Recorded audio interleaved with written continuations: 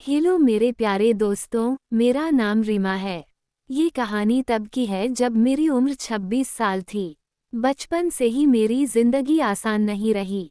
पापा जल्दी चले गए थे और माँ ने बहुत मुश्किलों से मुझे पाला पोसा। पढ़ाई पूरी करने के बाद मैंने एक प्राइवेट ऑफिस में नौकरी शुरू की। घर की तंगी की वजह से शहर में अकेले रहकर काम करना ही मेरा एकमात्र रास्ता था। मैं जिस घर में किराए पर रहती थी, उस घर के मालिक बाहर से बहुत ही शरीफ इंसान लगते थे। उनकी बातों का अंदाज, मदद करने की भावना, सब देखकर लगता था कि वह एक बहुत अच्छे इंसान हैं। शुरुआत में मैं उनका काफ़ी सम्मान करती थी, लेकिन धीरे धीरे कुछ चीज़ें मुझे असहज करने लगीं। बेवजह फ़ोन करना, फालतू की बातें पूछना और उनकी नज़रों में एक अजीब सी चमक जो सम्मानजनक नहीं थी। मैं इन सब बातों को टालती रही, ये सोचकर कि शायद मेरी ही कोई गलतफहमी हो। इसी बीच मेरी नौकरी चली गई। कुछ महीनों तक मैं किराया नहीं दे पाई। उस मुश्किल वक्त में मकान मालिक ने मुझे दिलासा दिया कि चिंता मत करो, वक्त ले लो। मैं उनकी शुक्रगुजार हुई। मुसीबत में साथ खड़े होने वाले इंसान को भला ही समझा जाता है, लेकिन उस एहसान का फ़ायदा उठाकर एक दिन उन्होंने ऐसी बात कही कि मैं सुन्न रह गई। उन्होंने कहा कि वह मुझसे प्यार करते हैं और मेरी जिम्मेदारी उठाना चाहते हैं, लेकिन उस प्यार की शर्त ऐसी थी जो किसी भी स्वस्थ रिश्ते के दायरे में नहीं आती। मैं उस वक्त मानसिक रूप से बहुत कमज़ोर थी, अकेली, असुरक्षित और भविष्य को लेकर डरी हुई। मेरी इसी कमज़ोरी का फ़ायदा उठाकर उन्होंने धीरे धीरे मुझे अपने नियंत्रण में लेने की कोशिश की।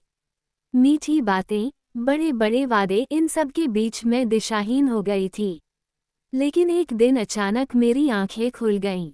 मुझे समझ आ गया कि यहाँ कोई प्यार नहीं है, यहाँ सिर्फ मेरा फ़ायदा उठाने की मानसिकता है। जिस दिन मैंने अपने स्वाभिमान को सबसे ऊपर रखा, उसी दिन मैंने फैसला कर लिया कि मैं ये जगह छोड़ दूंगी। आज मैं एक नई जगह पर हूँ, छोटा काम करती हूँ, लेकिन सिर उठाकर जीती हूँ। जिंदगी ने मुझे सिखाया है, जो इंसान मुसीबत के समय मदद का मुखौटा पहनकर आता है, उसका इरादा हमेशा नेक नहीं होता। जगह बदलने के बाद के शुरुआती दिन बहुत कठिन थे। नया माहौल, अजनबी लोग और अनिश्चित भविष्य।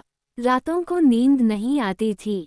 बार बार लगता था कि क्या मैंने कोई बड़ी गलती कर दी। क्या थोड़ा समझौता कर लेती तो सब ठीक हो जाता। किंतु हर सुबह आईने के सामने खड़े होकर जब मैं अपनी आंखों में देखती, तो जवाब मिलता, नहीं, मैंने गलती नहीं की। क्योंकि जिस जगह सम्मान नहीं, वहाँ रहने का मतलब है खुद को हर दिन थोड़ा थोड़ा खोना। नई जगह पर मुझे फिर से एक छोटी सी नौकरी मिल गई। काम बड़ा नहीं है, तनख्वाह भी ज्यादा नहीं है, लेकिन वहाँ कोई मुझे दया की नज़रों से नहीं देखता, कोई किसी शर्त पर मेरी मदद नहीं करता।